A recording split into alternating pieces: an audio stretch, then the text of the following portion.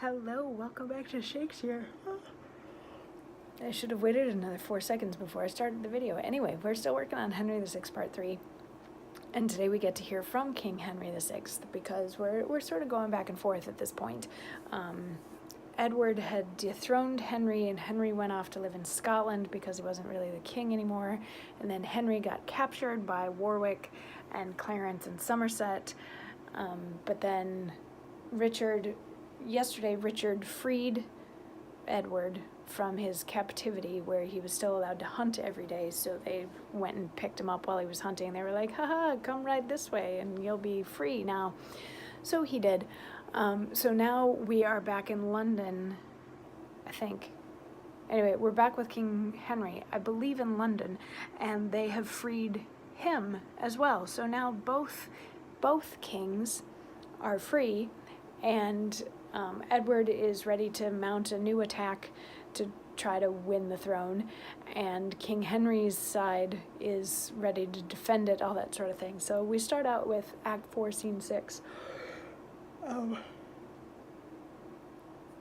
Sorry, as I said, Henry's just been released and he's talking with the lieutenant, and the lieutenant is like, I'm so sorry and I beg your forgiveness.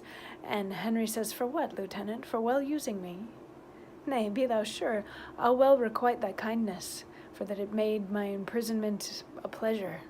Aye, such a pleasure as in caged birds conceive, when after many moody thoughts, at last, by notes of household harmony, they quite forget their loss of liberty. But Warwick, after God, thou sett'st me free, and chiefly therefore I thank God and thee. He was the author, thou the instrument.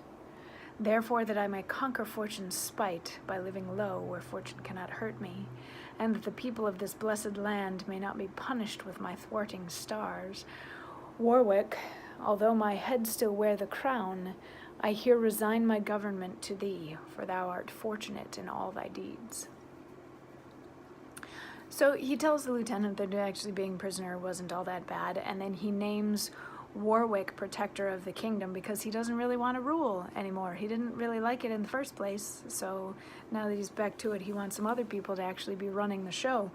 And Warwick is like, oh, no, I could never do that. Let's let Clarence do it. And Clarence is like, oh, no, it should definitely be Warwick. And the king, being ever the peacemaker, is like, okay, both of you can be protectors of the realm. And they're like, well, what about succession then? Like, who's going to get the crown after you? And Henry's like, well, that should probably be Queen Margaret and my son. Let's go get them back. And they're like, okay.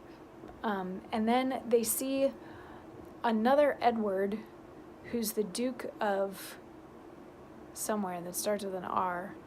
And the king is like, wow, check this kid out. He's probably going to be the hope of this country in the future. And they're like, good to know.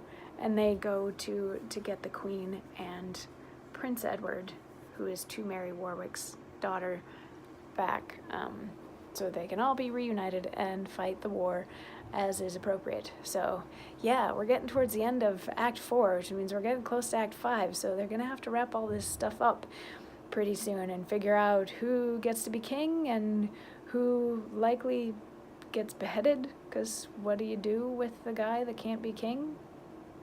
Gotta do something with him. Anyway, I'll see you tomorrow for more as we figure it out.